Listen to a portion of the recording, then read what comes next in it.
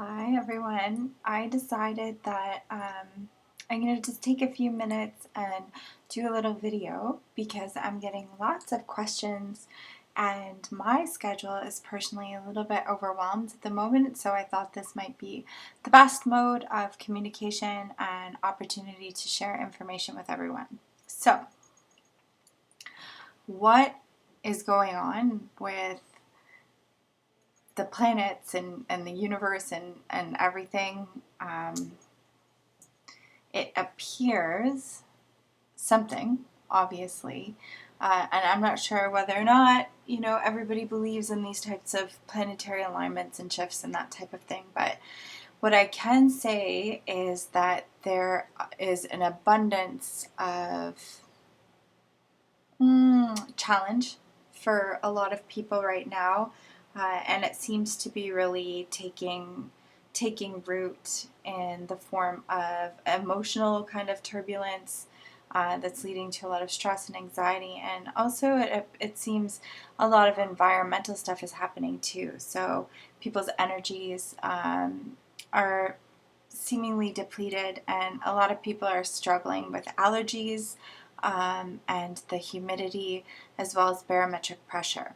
So we've had a little bit of a strange introduction to spring. We've had an abundance of rain, which has led to happy green grass, but also really affected people in a lot of ways too. So having so much rain creates a lot of dampness, and from a Chinese perspective, this can kind of come about as more of a swampy, more lethargic. It's almost like you're trying to walk underwater, walk through a swamp. And so people that have more of a damp constitution really will struggle with the type of weather that we've been having lately. Luckily, we've been having a few sunshiny days and some nice kind of heat here and there, but that can kind of even add like a double whammy for people that are really damp, because that damp with the heat will bring rise to more things. So what can we do? There's a lot that we can do. I suggest people look up spleen deficiency and follow kind of protocols for that. That can be really advantageous if you're struggling from lots of fatigue and joint pain and achiness, and just maybe a disposition where you're not really feeling motivated to kind of get moving, and just feeling like that brain fog and fatigue and all of those symptoms that are kind of, from a Western perspective, attributed more to chronic fatigue, fibromyalgia, rheumatism, that type of thing. So from a Western perspective, circling over there, some things that can be really beneficial, bang on, and make a big difference in just a matter of a few days is looking into, here's my cat, looking into, histamine intolerance. So half of the population apparently just doesn't have the proper proteins and genes to break down histamine. So histamine is one of the oldest forms of inflammation that sets in the body, and this can affect your C-reactive levels. So if you've had any blood tests done and you see your C-reactive levels are high, that kind of insinuates that there's inflammation going on in the body. A lot of times this is actually coming from a histamine intolerance. So where and how does this kind of affect us? Well, we all know that we get inflammatory responses, those of us that are allergy sufferers, from going out and being exposed to different pollens and dust and trees and debris and that type of thing. And we kind of have like an autoimmune response where the body pretty much attacks itself. It causes these inflammatory responses, trying to kind of keep the pathogens away and at bay. So heating up the body to expel intruders.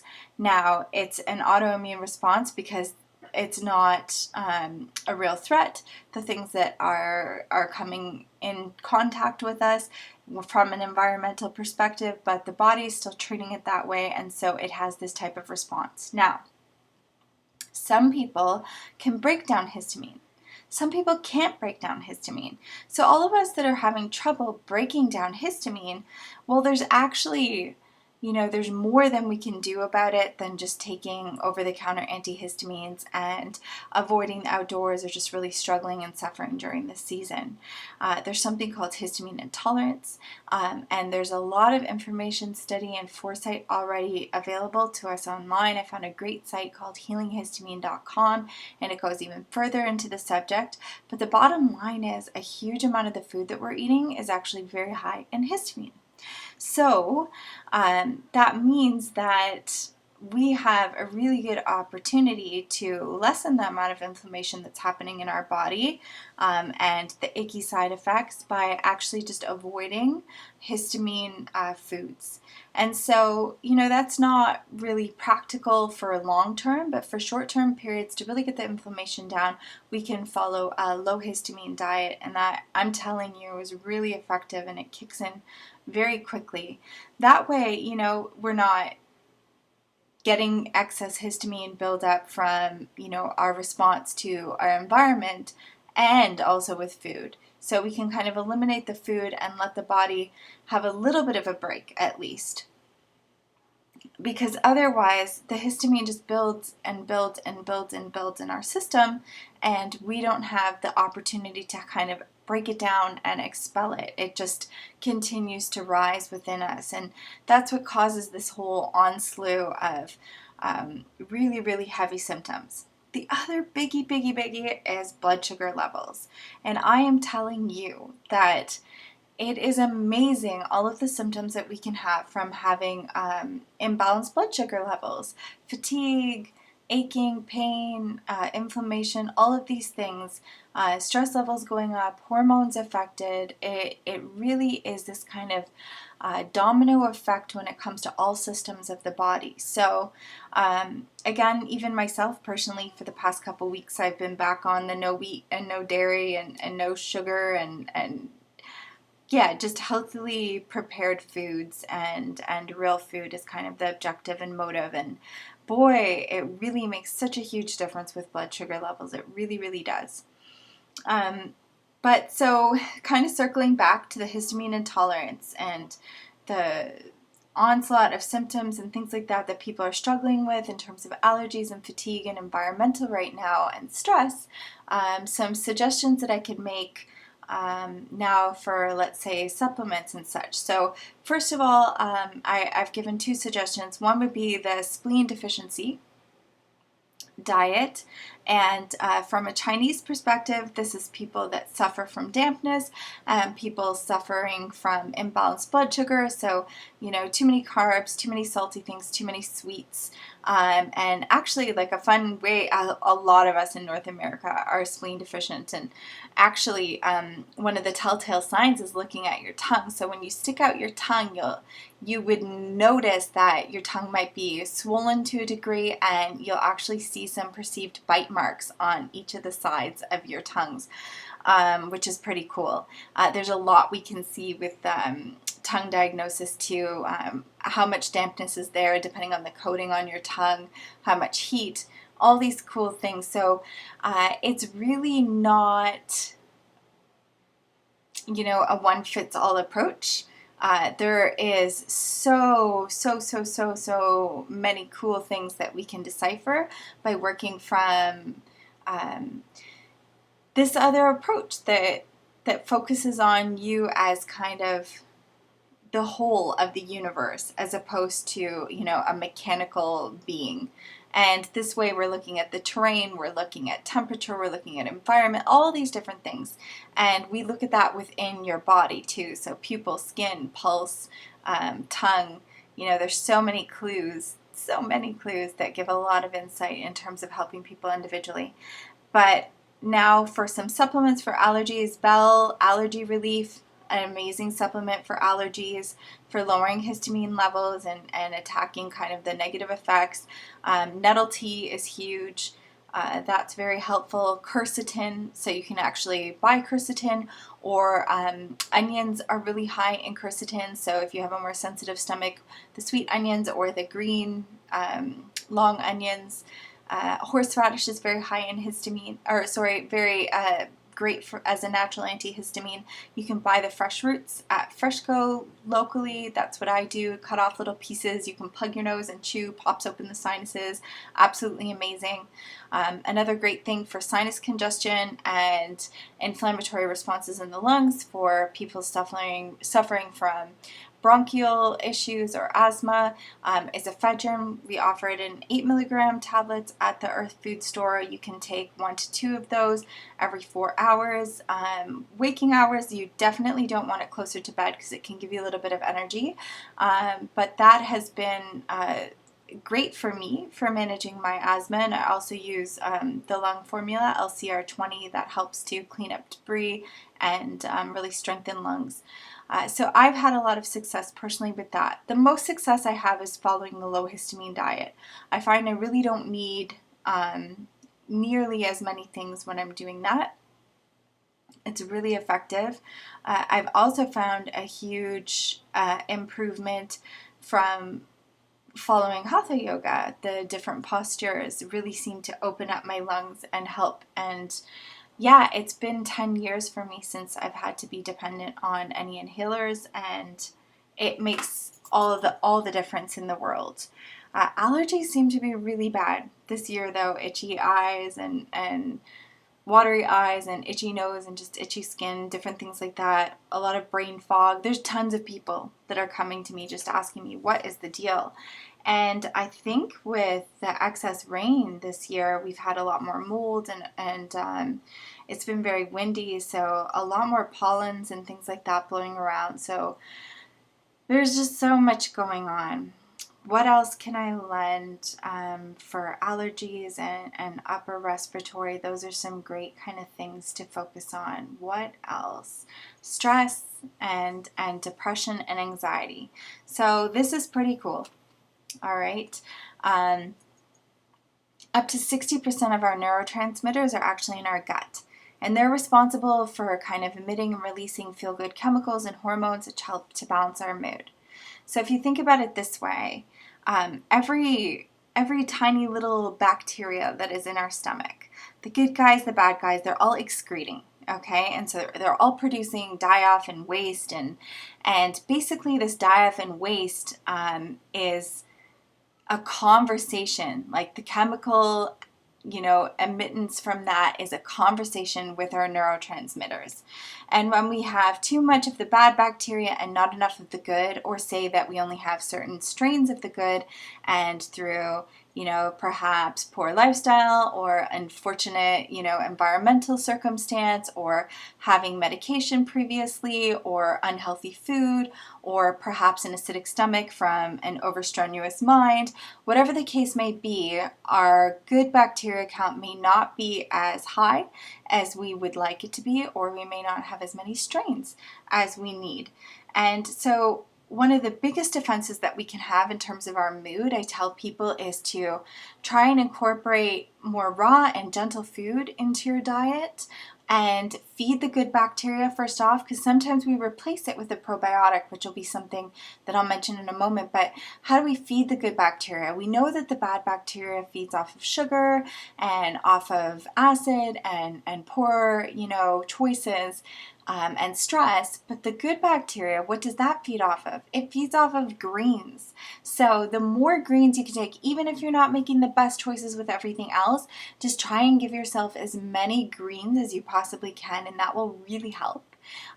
You've heard of yogurt, so yogurt's great, and unsweetened, plain, natural yogurt is fantastic for increasing your probiotics. Now, here, I must mention this because we know fermented foods, and we know kefir or kefir, however you pronounce that, and kombucha, things like this are amazing. They're great for you, pickled foods, but they are terrible for people that have a histamine intolerance, because anything fermented actually really increases histamine production. So for people that are suffering from allergies and such, going to kefir, going to the pickled and fermented foods and the kombucha and such like that are not a good alternative for probiotics or prebiotics for us. So there are some great probiotics at our local health food stores here in Peterborough, a variety of options, this type of thing. I really like the Pro B7 and the Metagenics. For regular use. The Nature's Way has a really great one too for people that really have a lot of gastrointestinal stuff going on. The PB7 more specifically for those suffering with depression and whatnot. If you have a tendency towards loose stools, watery stools, or diarrhea, then I would go with the one by AOR. And it's called Saccharomyces boulardii, and that's actually a strain from cactus and really helps to bind and form stools. The others are more for people that err on the side of regular bowels or constipation. All of this is really important for allergies and for mood, okay? It kind of all ties together, and so I'm giving you a lot of information, but I hope that it can be super helpful. I mean, the stuff is gold. This is, thousands of people and working so many opportunities to see real kind of turnaround. What was I going to say next? Yes, so if you have a really compromised gut, then I would definitely also include something like slippery elm, which helps to repair the mucous membranes and the intestines, and that will help you to absorb the probiotics more efficiently. And then you have supplements and different things that you can introduce. Things as mild as holy basil or passion flower, which holy basil you can take and not really feel very much, but it does lower cortisol levels. And I used to joke around when my kids were really tiny that, if the day was at like a 10 and I had holy basil, then it was like a 6, my stress level. Things were just more easy, more breezy, and nothing changed. I just was taking holy basil, also known as Tulsi. So that lowers cortisol levels and doesn't make you feel like you're on or taking anything at all. Passion flower for me has a very mild effect, and this also lowers cortisol levels and is great. Some people, it's recommended that you try it at night, not during the day. For some, it makes it sleepy. For me, if I'm just very stressed and I take that, then I just feel, just a bit more relaxed, and that helps. And then there's there's things like tryptophan, which acts closer to the family of like a lorazepam or clorazepam anti-anxiety medication, though it's in lower strengths. So at the Earth Food Store, we have the 200 milligram and the 500. If you're having severe anxiety or kind of panic attacks, then we'd probably go for the 500 milligrams. You could take 1 to 2 of those 1 to 3 times a day. Again, start that at night in case it does make you sleepy. But some people, it just creates a very functional day and really kind of cuts the edge. So in terms of anxiety and panic attacks, that is just a misfiring of what's going on in the nervous system. It's just too many things. I always kind of go back to meditation and mindfulness and, kind of looking internally for a lot of the root of things, because emotions are huge. But it's kind of a chicken or the egg world now in 2017, because our food, our environment, and our stress levels are really kind of out of whack and out of balance. So, a lot of times, and I know a lot of people too that try and kind of just tough it out and try and figure it out all mentally and yoga-wise or mindfulness-wise. And the truth is that, we have all of these other tools, and a lot of times, our nervous system is just perhaps in such a state of inflammation and disharmony that we can utilize some of these herbs and supplements and things like that to really kind of bring us to a place where we have the ability to kind of focus on the other more metaphysical or grounding kind of tools through breath and posture and all these different things that we have, and really, come full circle. So most of you know me from the store, and I'm still there on Thursdays and alternate Saturdays. Always pop on in, free consultations. We just kind of work on the spot, or I do. Shakib does too, and he's there the rest of the week. And you can just ask whatever you'd like, and we're there to muzzle test and kind of guide you, give you directions. No pressure. So I'm still doing some treatments part-time over the summer, but focusing on getting things off the ground with the new venture. If you have any questions, shoot me an email. and yeah, I'd be happy to try and help in whatever way that I can.